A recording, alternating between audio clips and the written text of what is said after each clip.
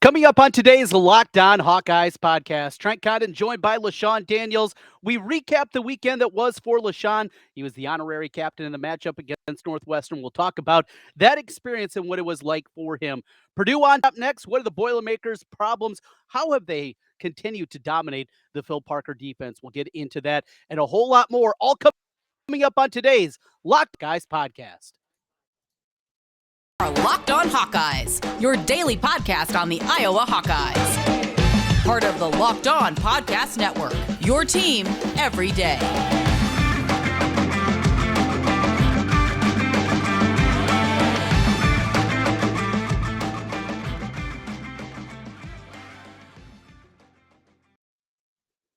This is the Locked On Hawkeyes podcast. I'm Trent Condon. LeShun Daniels here with us, former Hawkeye running back.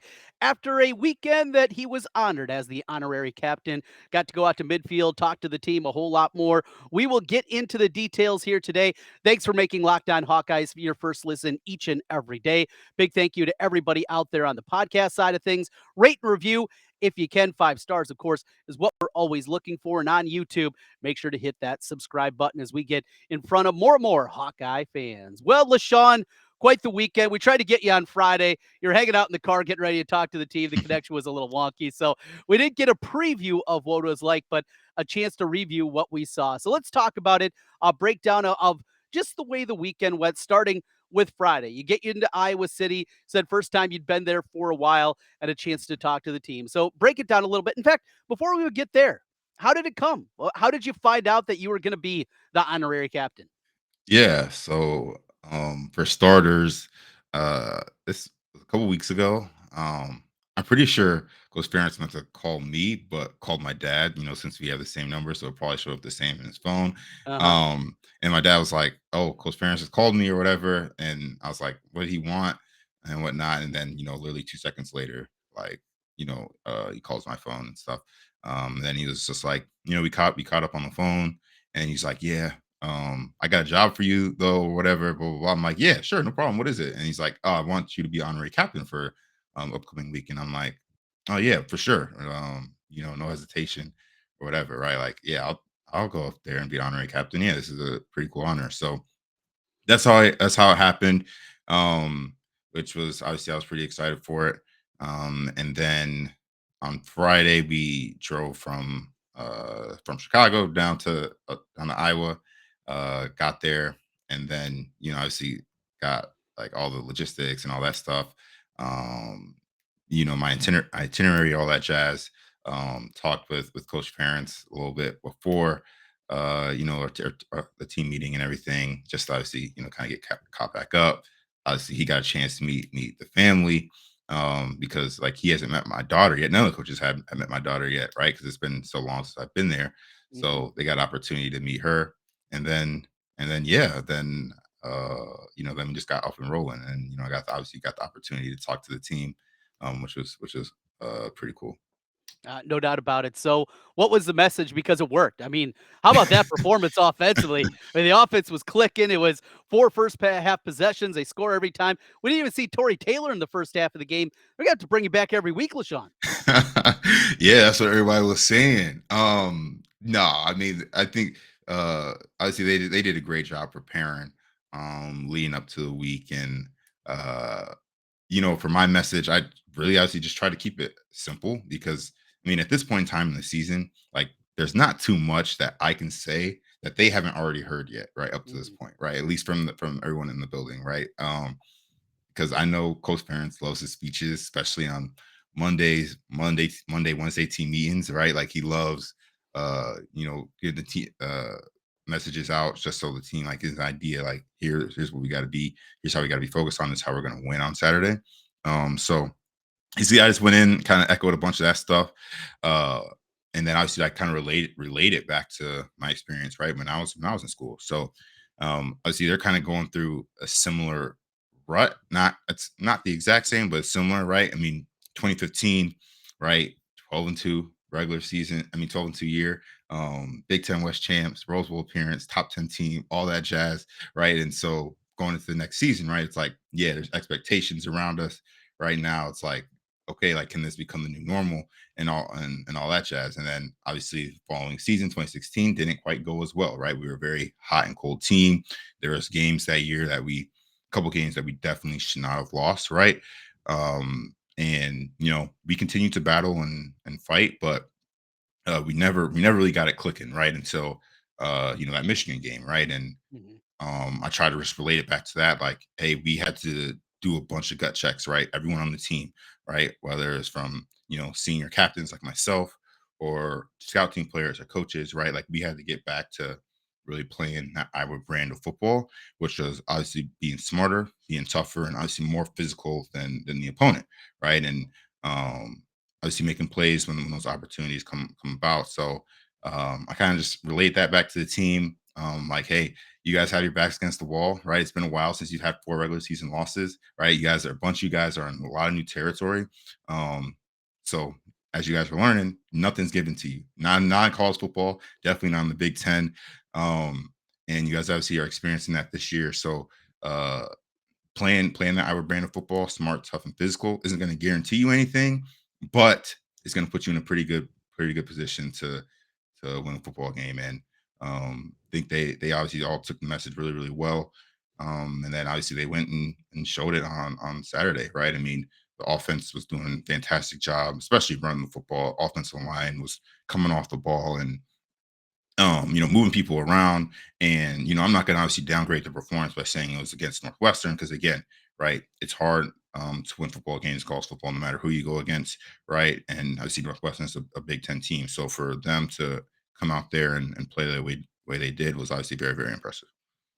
So you get to go out there midfield, go out there for the coin flip. Tell us a little bit about that. I mean, it has to get the juices flowing again, right? You're out there every Friday for high school football in your coaching career that's getting started. But boy, being at Kinnick Stadium, being back out there, hearing the crowd, had to be pretty cool to be out there. I'm sure you want to put on the pads, right? Oh yeah, I was ready to go. I was ready to go. I'm like, hey, if you guys need one, like I'm good. Like I can give you at least a couple series, like for sure. But yeah, I mean, it definitely just being out there and feeling the energy is a lot different. Being down there on the field, on the sideline, around the guys, and going out for the coin toss is a lot different than obviously sitting in the stands or watching it on TV. And it really does kind of get those emotions back going. And you're like, man, like what I would do to have one more snap or one more series out here in the black and gold. And that was another thing that I kind of relate to the team, right? Just like, hey, like these opportunities that you have are few and far between, right? Like their college career is so short. This is such a short window, right? So you got to take advantage of every opportunity that you can, or you're going to be, because eventually you're going to be an old guy like me wanting to get back out there on that field. So, yeah, it was definitely awesome being back, being down there and out there. So you mentioned you had your family with you. Were you on the sideline for the game? Did you go up and sit in the stands? Where were you during the game? So I was on the sideline for most of the game. My family was in the press box. Mhm. They helped us with the press box, and I brought a couple friends as well. That were also in the press box. But I stayed on the sideline for most of the game. I went up there to check on everyone during halftime in the third quarter, and then I came back down for the fourth quarter, and then enjoyed the rest of the game down there. And went in the locker room and congratulated everyone and everything. So yeah. Good. That it sounds like a really cool experience. So opportunity to be out there. And we mentioned the game, the way the offense played. You talked about the offensive line playing at a high level. Yeah, it's Northwestern. You got to put that caveat in there. They're not good. In fact, their defense going into the game was ranked lower than Nevada, a team that we talked about how bad that was. But I've talked a lot this week about being hopeful, being optimistic. You know me, I'm not the most optimistic sports fan. I am in real life. I'm a very optimistic guy, but I got a lot of scar tissues as a sports fan. And because of that, I can really struggle to be optimistic. I have hope for the rest of the season. Look, this offense is not going to be great, but with the defense and the special teams that you have, it should put you in most every game the rest of the way. These four remaining games are all winnable. You can lose them all too, but they're all right there. From what you saw, what was it? Was it real? Was it something tangible, or was it Northwestern's just bad? Um, I mean, you can definitely argue both, right? But I think there were some real positive steps from a bunch of players that we saw on the football field, right? Obviously, um, we know the running backs are talented, right? Obviously, Caleb had another good game. Sean got in there and had some good runs as well. But I think really want to focus on the offensive line because that was something that me and Coach Ferentz ended up talking about just a little bit. It's just like just their struggles up front, right? And it's been weighing down. It's been weighing down the offense quite a bit. And I mean, obviously, they know it. We all know it. Like we see it. We saw it essentially every single week. And to see those guys, no matter what, still come on Saturday and play pretty solid. Obviously, there were some mistakes and things like that, right? But that happens, right? No one's ever going to grade a game perfect, right? It is what it is. But we saw them do a really good job. Much better in the run game, and do some better things in the pass game. The pass game can still be better, but they're improving. And then Spencer, which I was impressed with, was his pocket presence, moving around the pocket, Mhm. and then using his legs that he does have a few times was fantastic to see. And he was pretty accurate with the football. Again, I didn't get a chance to rewatch the game, but when I was down there on the field, passes that he was throwing, that he was giving those guys a chance, right? And those are encouraging things to see because even in the Nevada game, right, like some of those things were still missing, right? Like even early in the year, those things were still missing, right? And obviously he's made progress up to this point in the year because we saw it on Saturday, right? So those are good things you want to be able to see. Now it's like, can we build on that, right? Or Yeah. are we going to take a step backwards, right? Because that's what's going to be important for these last 4 weeks, right? Can they build on that performance that they had on Saturday and string those things together, so you can continue to put a decent output on offense, right? I mean, they had almost 400 yards total offense, which I Mhm. know yards at the end of the day are overrated, right? You want to score points, but still being able to put up yards obviously puts you in a position to score points. So if they can keep that up with offensive line and Spencer making plays when he has to, right? Because he doesn't have to be perfect, right? He just has to give guys a chance. The Iowa offense will be okay. Well, I know you got to bounce for work. You got to coming up here in just a couple of minutes. Final thing, biggest question for me and for the listeners. What did Kirk, the coaching staff, have to say about the podcast? They don't like me, do they? No, they actually didn't. They didn't say anything about it. So I was shocked. No. I was honestly shocked. They didn't say anything about it. Yeah. They must not have obviously. I'm not the only former player to do Hmm. podcasts and stuff. So clearly they have no problem with it, right? Because Good. Good. they didn't say anything negative. But I mean, for the most part, I feel like we're pretty fair, right? Like most Hmm. of the time, like we're fair group. It's not like we're outright just calling people out like without merit or anything like that. So um I feel like we're a pretty fair group, even though sometimes, right, it can seem like it's harsh, but I think we do a pretty good job of getting some objective opinions out That's right. That's there. right. Hey, LeShun, appreciate it. What an honor for you. Really cool experience. Glad that we're able to talk about it here. And we'll break things down a little bit more next week. A big one with Purdue this week, obviously. Chance to get back in the win column for the second consecutive week and maybe build some positive vibes. Of course, going up against Tyrone, Tracy, and Charlie Jones. That's going to be the headlines throughout the week. But should be a fun one over there in West Lafayette. And the good news is we only have to hear that train whistle during the game, watching on television. Don't have to be in there in person because I've been to Purdue before. That thing sucks. Yeah, agreed. It's not fun. It's not a fun place to be, honestly. So All right, get back to work, LeShun. Appreciate it. peace. LeShun joining us here after Iowa gets the win 33-13. LeShun was the guy that was on the sidelines. He was the honorary captain. Really cool honor for him. And great stuff there from LeShun. A big appreciation him hopping on again with us here this week. And LeShun will be with us twice next week as we'll be back on a little bit more of a normal schedule. And really cool work there. LinkedIn jobs. These days, every new potential hire can feel like a high stakes wager for your small business. You want to be 100% certain that you have access to the best qualified candidates available. That's why you have to check out LinkedIn Jobs. LinkedIn Jobs helps you find the right people for your team faster and for free. I own a small business and it is so difficult to find those right people. You're a big corporation, you have so much working for you. You have so many different ways that you can go about it. For us small business owners, it's incredibly difficult, and this is how LinkedIn Jobs can help you out. So easy to create a job post, but not just any job post. a free one on LinkedIn Jobs with so many people that go to that website looking for jobs each and every day. Simple tools, screening questions. It makes it easy to focus on candidates with just the right skills and experience so you can quickly prioritize who you'd like to interview and hire. 2023 right around the corner. That means a lot of people looking at those new potential hires. This is a place you want to go. Small businesses rate LinkedIn Jobs #1 in delivering quality hires versus leading competitors. LinkedIn Jobs helps you find the qualified candidates you want to talk to faster. Post your job for free at linkedin.com/lockedoncollege. Again, linkedin.com/lockedoncollege to post your job for free. Terms and conditions apply. Trent Condon back with you once again on the Locked On Hawkeyes podcast. And thanks for making Locked On Hawkeyes your first listen each and every day, wherever you get your podcasts. Also on YouTube, you can see my mug, you can see LeShun, you can see us when we're doing our thing on the YouTube, and hit subscribe while you're there. For your second listen each and every day, don't forget about Locked On Sports Today.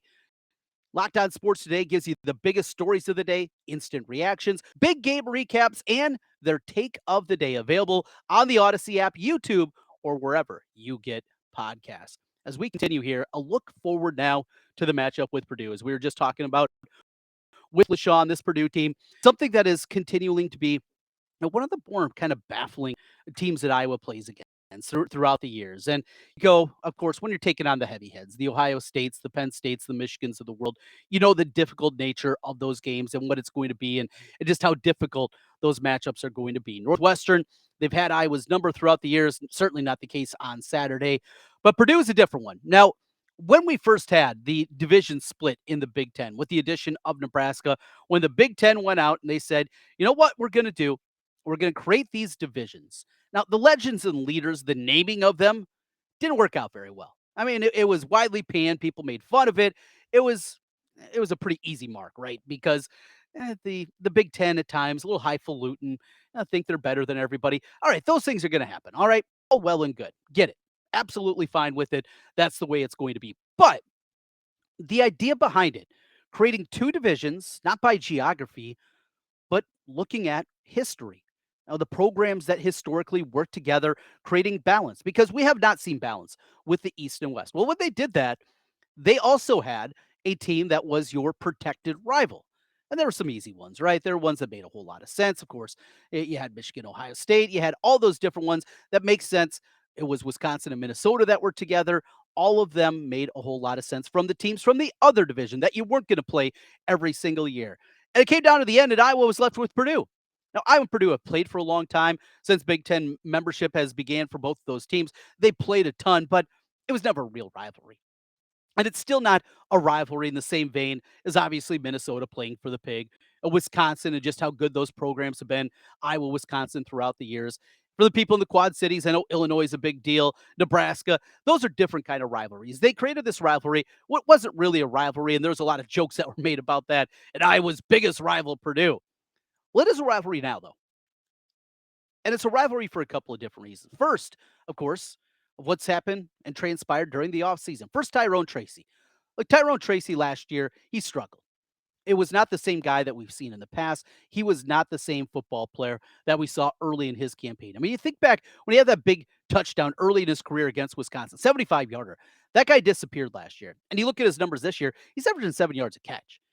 He did not develop at the same level. He was dropping passes a year ago. He lost his job and he lost his opportunity. That's going to happen.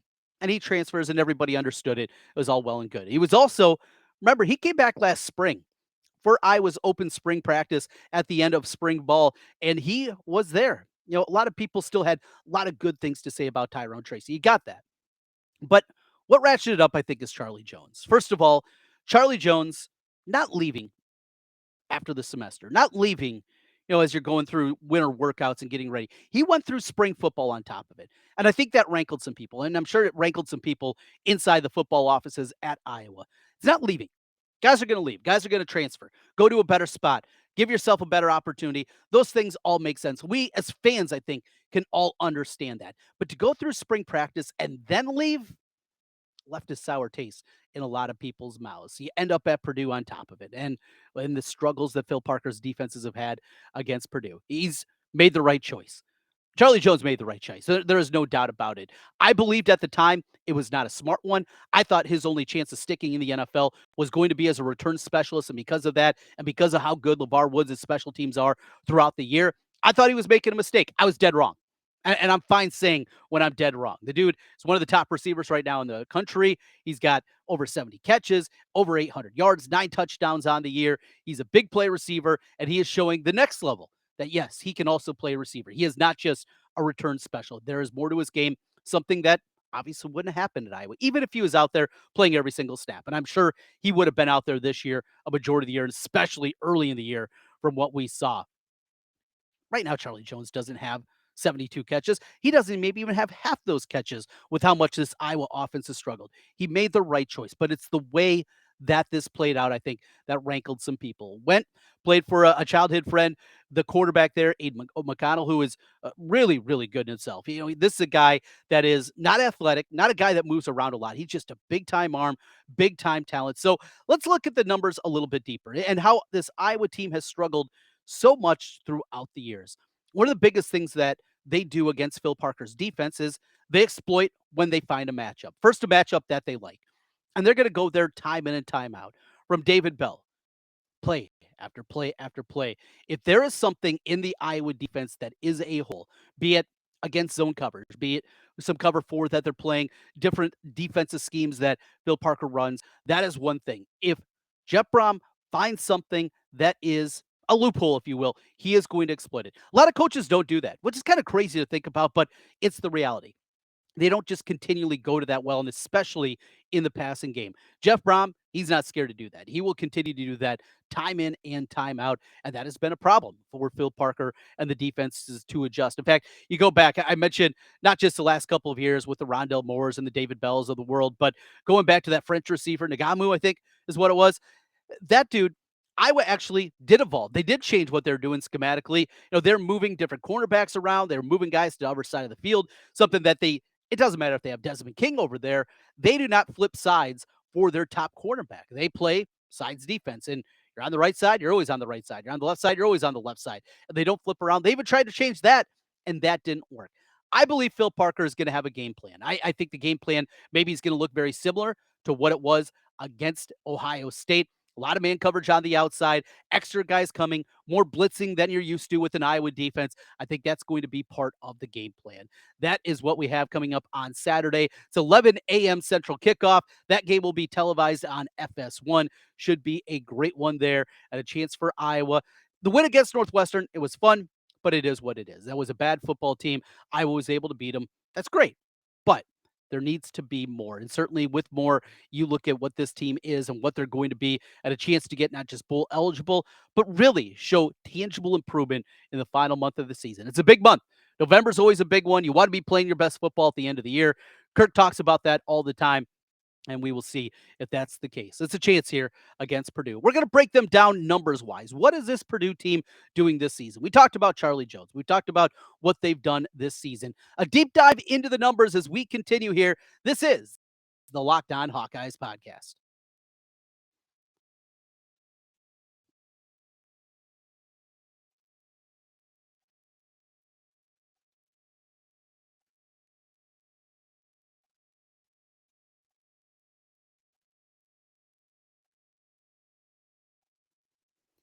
BetOnline, your number one source for betting football and the start of the new basketball season. Talked about this the other day after Iowa got the exhibition win. They begin play against Bethune-Cookman coming up on Monday as college basketball starts, and so excited about that. Find all the latest player developments, team matchup, news, podcasts, and in-depth analysis of every game. And as always, BetOnline remains your continued source for all your sports wagering information with live betting and up-to-the-minute scores for every sport out there. The fastest and easiest way to check in on your favorite games and events. World Series continues. We got, of course, the NFL, college football, college basketball starting on Monday, NBA, NHL, MMA, boxing. They have it all at Bet Online. Head to the website today or use your mobile device to learn more. Bet Online, where the game starts. Wrapping up here today on the Locked On Hawkeyes podcast, I'm Trent Condon. Thanks again for making Locked On Hawkeyes your first listen each and every day. Well, this Iowa team gets ready for Purdue. 4-4 on the season, frustrations throughout. It has been certainly a big, frustrating year at times, but not a chance to completely heal everything because this team still struggling. No longer last in the country are the Hawkeyes in total offense. 129th, moving on up after nearly 400 yards in the win against Northwestern on Saturday. The passing offense, 120th, rushing offense, also 120th, but the defense, scoring defense, fifth in the country right now. Total defense, fifth in the country. Rush defense, 11th in the country. Passing yards allowed, 10th in the country. These numbers are elite, and that is what's happening. Also, this team not making dumb mistakes. Fourth fewest penalties in the country from Iowa. And that kind of gives you a blueprint going forward. You don't have to be perfect, but you got to be pretty darn close. All these games, all four remaining games, are going to be razor thin. It's going to be a play here. It's going to be a play there. It's going to be an opportunity for this Iowa team to get wins, but to play smart. Turnovers have been a huge problem with this team. Of course, the 6 turnovers against Ohio State, that lingers. The interceptions that we've seen this year, the fumbles, just everything all together. And we also need to see this Iowa defense maybe even create a little bit more. I mean, I know you're asking a lot out of this team. So seeing here with this squad from Purdue. Aiden O'Connell, mentioned him. He is the ringleader. He is accurate. He is tough. He will make throws in tight windows that you frankly don't see many college quarterbacks does. He is a gunslinger to the nth degree. 32nd in the country right now in total offense. They don't run it a whole lot. 93rd in the country, but 13th in passing offense. This defense coming into the year, you thought the defense was going to be a pretty salty overall, and they've been good. You lose George Kalafdis off to the NFL, but the defensive line really had a lot of good parts there. They're 43rd right now in the country in total defense, 20th in rush defense. That defensive front can be really problematic and a little bit scary there with the offensive line for Iowa. Though we saw improvements, we'll see how tangible that was. The numbers from Charlie Jones. Look, this one again, you're going to have to score some points to win. You can't anticipate you're going to be able to get out here with a 13-10 win. I just don't think that's a realistic game plan with what we've seen Purdue do against the Iowa defense. That is not a blueprint to pick up a victory. Offense needs to move the football, probably need the defense to help out in a way, turnover, short field, those kind of things. Maybe the return game.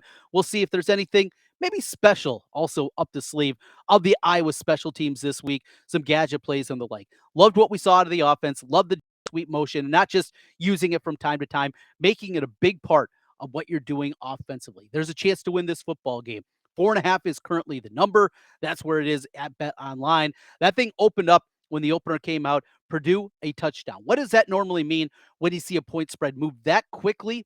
At least in any particular book, it usually means that the sharp people, the professional bettors, are on a team. That means the pros, more than likely, were on Iowa. Now, it only takes a couple of bets to move a line. It doesn't even have to be monster bets.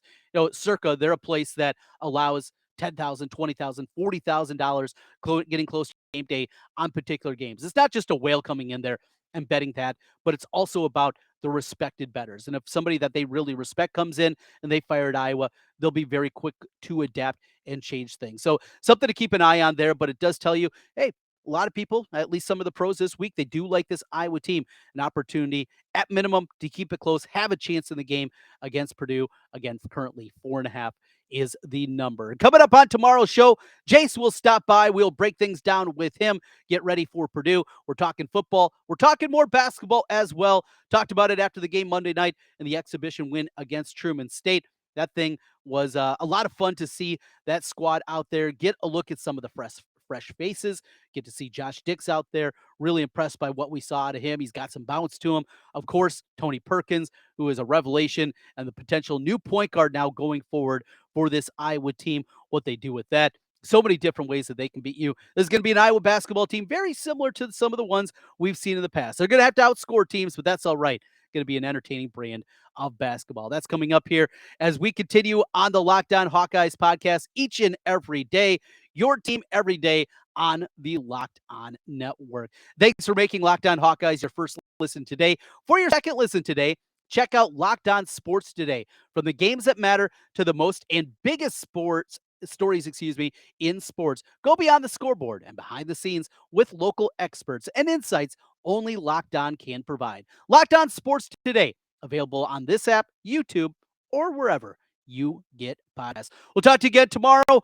Looking forward to it. Jace will stop by, and getting closer and closer for me to a little relaxation. Going out to Las Vegas for my wife's birthday, heading to a cabana to watch the Iowa Purdue game. In fact, we'll have the instant reaction right after that, live from Circa and Stadium Swim on Saturday after the Iowa Purdue game. We'll see how good I'm doing at that point in time. Might have to take a couple of edits to get that one right. We'll have a good time. We'll continue our good times here on the Locked On Hawkeyes podcast. Go Hawks.